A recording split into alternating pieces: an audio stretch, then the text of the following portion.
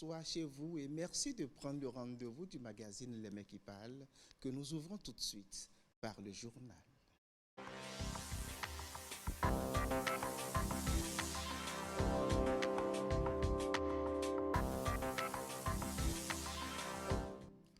Dans quelle ambiance les élèves ont-ils repris les classes dans le département de l'Atlantique? Le ministre de l'Enseignement secondaire a fait le tour de plusieurs collèges publics et privés dans ce département. Il était accompagné du préfet du dit département. Plus de détails, reportage. Collège d'enseignement général de Pao. De nouveau, l'école s'éveille. Maoyon Kakpo, ministre de l'enseignement secondaire, et sa délégation viennent s'imprégner de l'ambiance de la reprise des cours. Dans cette salle, les apprenants sont effectivement en situation de classe. L'autorité ministérielle leur prodigue quelques conseils. Dans la cour, des parents en attente de l'orientation de leurs enfants.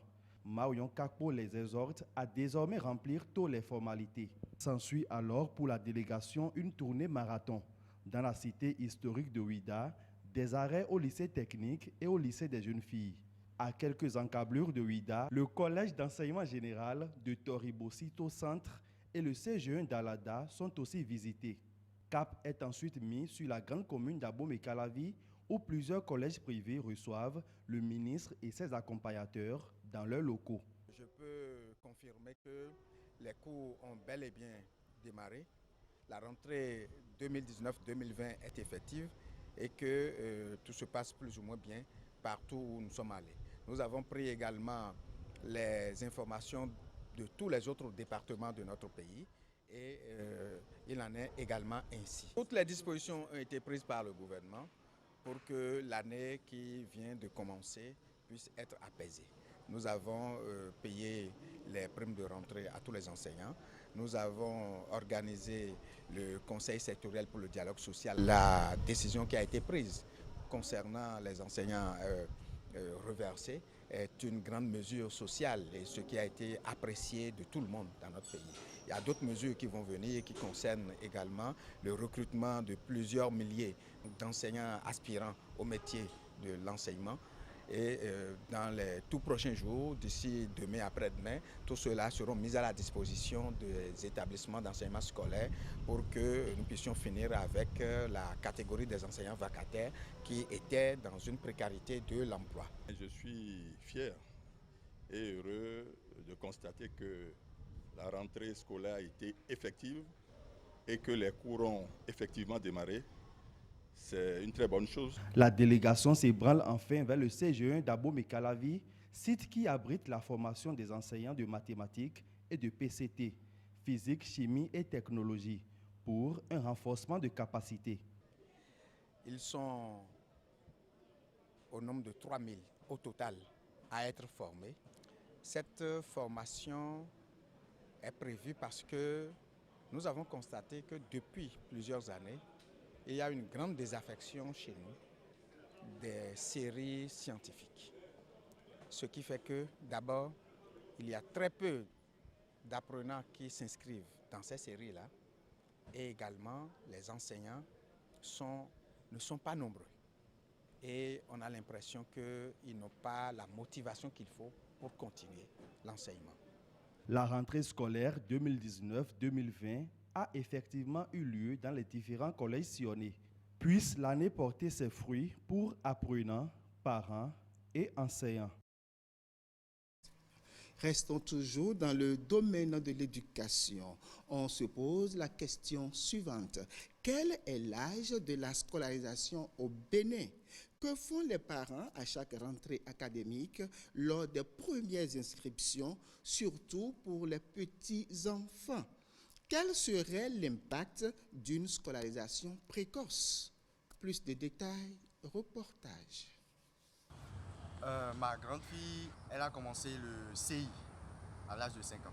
Comme ce parent d'élèves, certains veulent voir leurs enfants aller très tôt à l'école. Et pourtant, le nouveau plan sectoriel sur l'éducation précise l'âge requis pour scolariser les enfants en première année du primaire. Au Bénin, ici, pour commencer l'école, c'est 6 ans. C'est 6 ans. Et c'est à 6 ans que l'enfant commence le CI. À partir du moment où la scolarisation est faite en langue française, l'idéal serait effectivement que les enfants démarrent à un âge où ils sont mûrs pour pouvoir entrer dans les apprentissages. En élaborant ce plan sectoriel-là, les collègues et toutes les personnes qui ont contribué à élaborer se sont entendus pour que les enfants puissent démarrer à l'âge de 6 ans. Mais avant 6 ans, l'enfant peut faire la préscolarisation. Petite maternelle, la maternelle moyenne et puis la grande session qui finit autour de 6 ans pour que l'enfant soit apte à commencer la classe de CI 6 ans.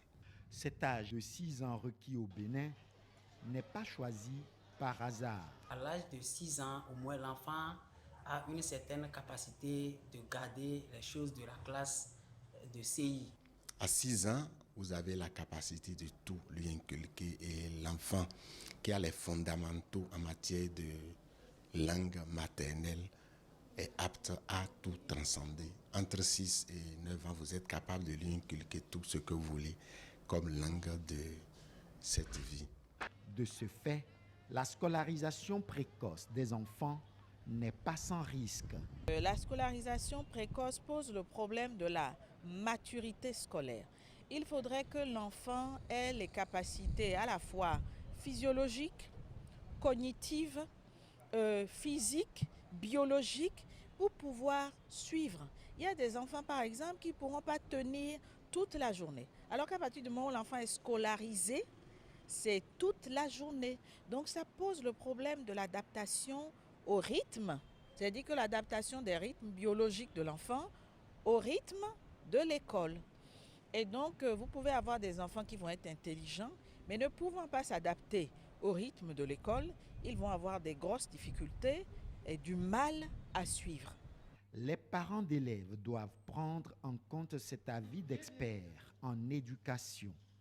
Aussi, est-il important pour le corps enseignant, que ce soit du privé ou du public, de faire entendre raison aux parents qui veulent scolariser leurs enfants avant 6 ans. Le repas est disponible en ce premier jour de la rentrée. Les activités du programme national d'alimentation scolaire intégrée reprennent au profit des écoliers. Plus de détails, reportage. C'est l'heure de la pause à l'école primaire publique Vosak-Bodji. Mais surtout, n'espérez pas les enfants dans leur maison. Ils sont tous sur place le temps du déjeuner et ceci grâce aux acteurs de la cantine scolaire qui ont repris du service. En tant que premier responsable du département, il est de bon ton que nous passons dans les écoles pour constater l'effectivité de la rentrée scolaire. Nous constatons donc que les enfants sont là, ils sont en train de manger. Donc en ce premier jour de la reprise des classes, ils ont travaillé de 8h à midi et à midi, ils sont là pour se restaurer, manger, se reposer afin de pouvoir reprendre les classes l'après-midi. Alors l'objectif du gouvernement en instituant les cantines scolaires, c'est de maintenir les enfants à l'école.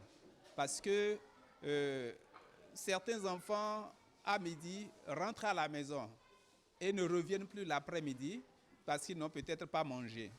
À quelques mètres de l'EPP Vosak-Bodji, nous sommes à l'école maternelle Towita pour le même constat.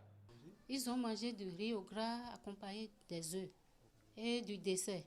L'effectivité de la réouverture des cantines scolaires, ce premier jour des classes, est une exigence du gouvernement qui a opté pour la carte de l'anticipation. Déjà 2 semaines, 3 semaines avant la rentrée scolaire, nous avons travaillé sur la base des effectifs et sur cette base, nous avons envoyé la quantité qu'il faut dans chaque école. Comme vous le voyez, voici les vivres. Nous sommes dans le magasin de stockage des vivres de l'EM Towita. Le panier alimentaire du programme alimentaire mondial est constitué de 5 denrées. Nous avons le riz, le maïs, le haricot, l'huile et le sel.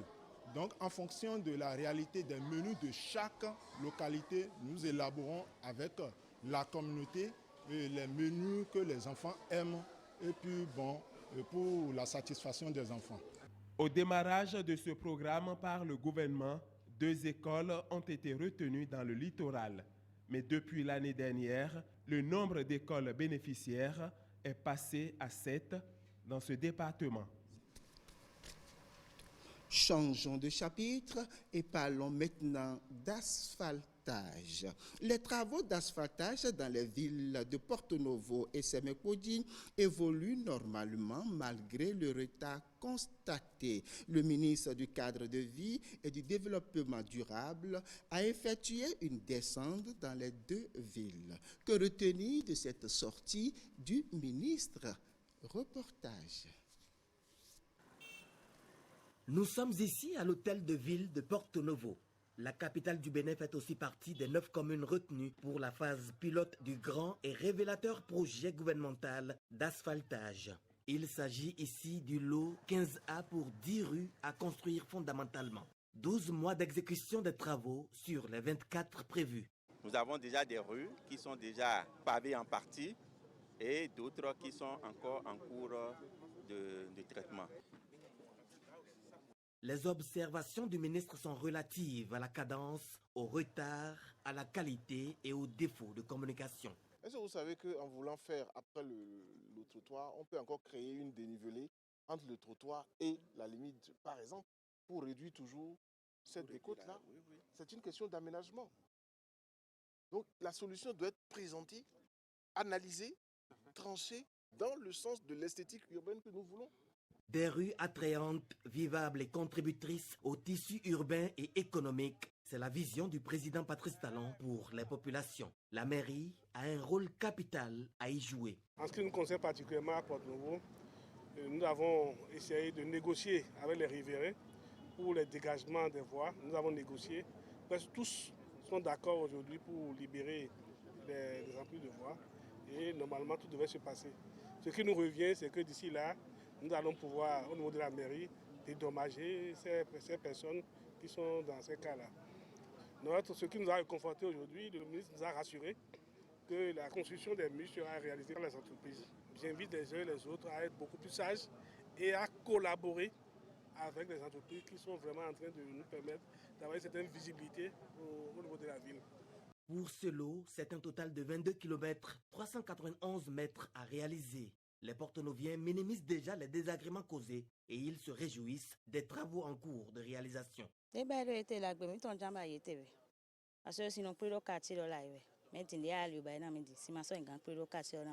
Tant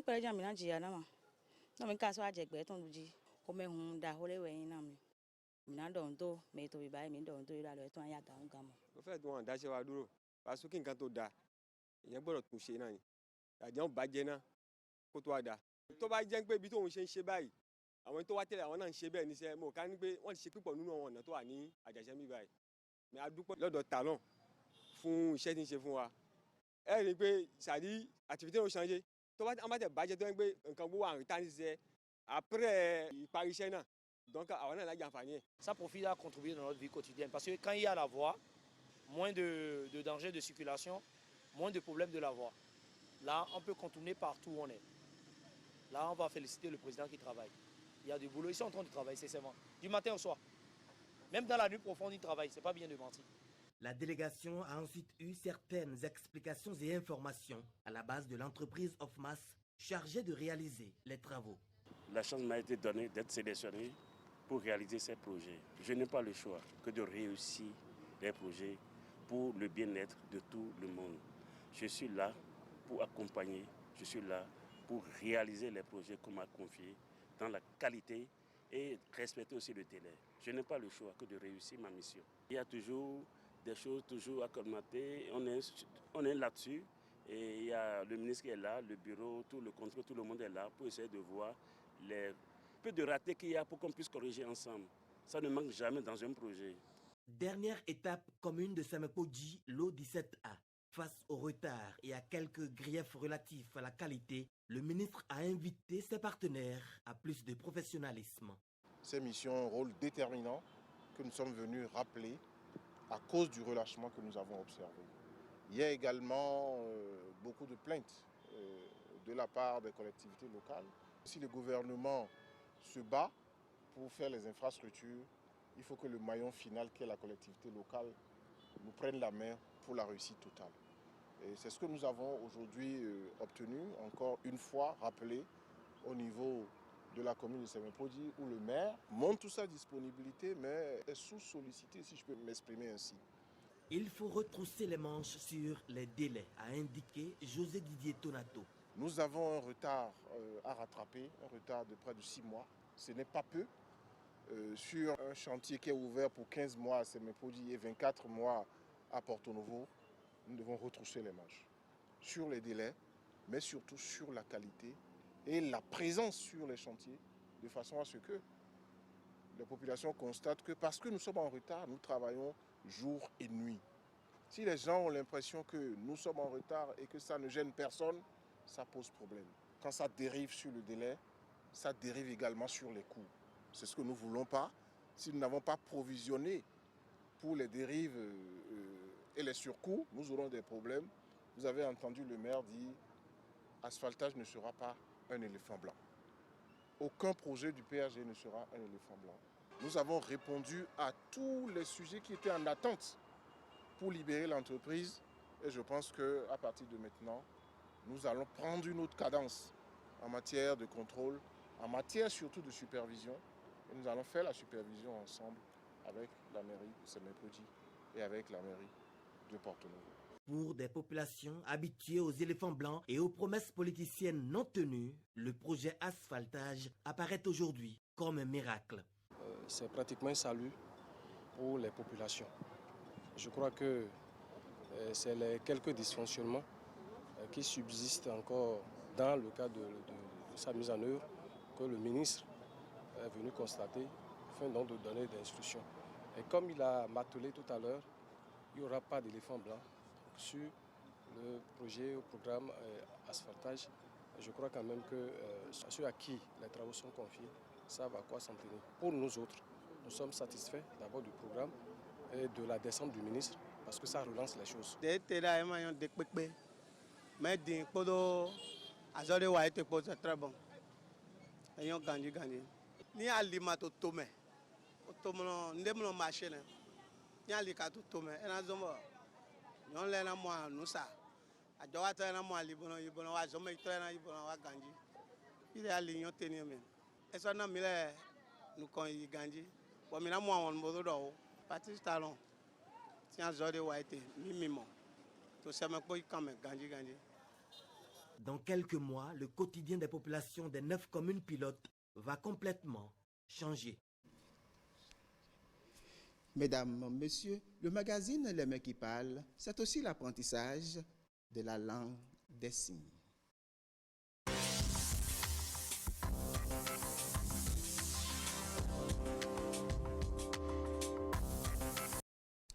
Vous venez de nous rejoindre.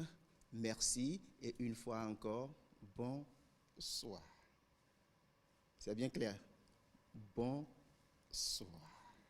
Merci à vous. Nous passons à la correction de l'évaluation passée. Le samedi passé, nous avions fait comme ceci. Ceci correspond à quel mot en français? Là et là, avec A. Et merci parce que vous étiez 90% à trouver la réponse juste. C'est-à-dire que vous étiez nombreux. Merci parce que vous suivez et vous vous intéressez à l'apprentissage de la langue des signes. Pour ceux qui n'ont pas trouvé la bonne réponse, beaucoup de courage à vous. Continuez de nous suivre attentivement et ça viendra. OK? Alors ce soir, nous allons répondre à la question de certains téléspectateurs qui ont dit ceci. Vous nous avez enseigné BIC. Mais comment est-ce que nous pouvons parler des couleurs? Pour dire par exemple à l'enfant, donne-moi un bic bleu, un bic rouge, un bic vert. En répondant à ces différentes questions, nous allons répondre en même temps aux téléspectateurs qui ont demandé de leur enseigner les différentes couleurs. Ça marche? OK. Nous avions enseigné BIC. D'accord. BIC. Et nous avions dit, c'est la manière de faire ceci parce que mon BIC, il est là. Et je fais comme ceci. C'est bien ça. D'accord? Donc, BIC, voilà. D'accord. Mais quand je veux dire effectivement à l'enfant, d'abord, handicapé auditif, un BIC bleu. Voilà. C'était ça la question du téléspectateur. BIC bleu. D'accord? Donc, nous allons apprendre ce soir à signer bleu. D'accord? B, L, E, U. BIC bleu. D'accord? Alors, retrouvons rapidement B. Nous avions étudié les lettres de l'alphabet. Retrouvons B. D'accord? Nous avions fait comme ceci. C'est bien ça? D'accord. Alors, pour faire bleu, qu'est-ce qu'on fait? Je balance, n'est-ce pas? Bleu vers l'arrière. 2 fois. Voilà. Bleu. Oui. Bleu. Donc, je peux faire BIC bleu. Voilà. Bleu. Allez-y, formez B, très chers téléspectateurs. B, qui prend cette position, d'accord? Et vous allez vers l'arrière. 1, 2. Ça marche? Bleu. D'accord? Ensemble maintenant, très chers téléspectateurs, on y va. 1, 2, voilà. C'est le signe de bleu, ça. Donc, BIC bleu. D'accord? Et voilà. Après bleu, nous allions signer quelle couleur? Rouge. On peut avoir besoin de son BIC rouge. R, O, U, G, E. D'accord? Mais quel est le signe de rouge? Aucune idée? Rouge. Est-ce que vous pouvez retrouver la lettre R? Quel est le signe de R? Mais voilà, R. D'accord? R. Pour retrouver R, on avait dit, bon, parion, le signe que nous faisons là, quand on dit parion. D'accord? C'était ça, non? Mais cette fois-ci, R, c'est comme ceci. D'accord? Et pour, n'est-ce pas, faire rouge, vous ramenez R au niveau du menton. Là, là, 2 fois. Rouge. Rouge. D'accord? Rouge. D'accord? Rouge. Nous sommes d'accord. Donc, BIC rouge. D'accord. Troisième et dernier mot à apprendre pour le compte de ce soir. Vert. BIC vert. D'accord. BIC vert. Donne-moi ton BIC vert pour la correction. Peut-être que c'est l'enseignant qui lui a demandé à l'école, tu viens avec un BIC vert. Et il rentre, il dit, il fait le signe de vert, vous ne comprenez pas. Qu'est-ce qu'il veut dire? À partir de maintenant, vous allez comprendre. Vert, il y a V, d'accord, qui va derrière, d'accord, comme bleu, voilà, vert. D'accord? Vert. Oui, vert. Donc, BIC vert. D'accord? Vous savez que maintenant, l'éducation, elle est inclusive. Je peux donc avoir dans ma salle de classe une personne handicapée auditive avec les entendants. Donc, je peux tout signer BIC bleu. D'accord? BIC rouge. Et quelle est la dernière couleur que nous avions étudiée? BIC vert. D'accord. On reprend ensemble maintenant, très chers téléspectateurs. BIC bleu. D'accord. BIC bleu. D'accord. BIC rouge. Qu'est-ce que nous avions dit? Très bien. BIC rouge. Et après? BIC vert. BIC vert. Voilà. Bleu. rouge, vert. Voilà, vous gardez ça. Et donc, c'est la rentrée déjà. Nous devons apprendre ces signes et comprendre notre parent. Il est handicapé auditif et quand il s'exprime par rapport à ses fournitures, nous devons, n'est-ce pas, comprendre et le satisfaire. Nous avons donc étudié pour le compte de ce samedi bic bleu, d'accord, bic bleu, oui, bic rouge et bic vert. Voilà. Nous pouvons évaluer pour voir si nous avons gardé quelque chose. D'accord? Observer, faire. Calepin, stylo, prêt, on y va. Ça correspond à quel mot en français? Là et là. Là et là. Oui. Réponse à envoyer au 97 08 58 26. Mesdames, messieurs, c'est la fin de votre magazine préféré, Les Mains qui parlent. Merci d'avoir été là. Portez-vous bien. Au revoir et à samedi.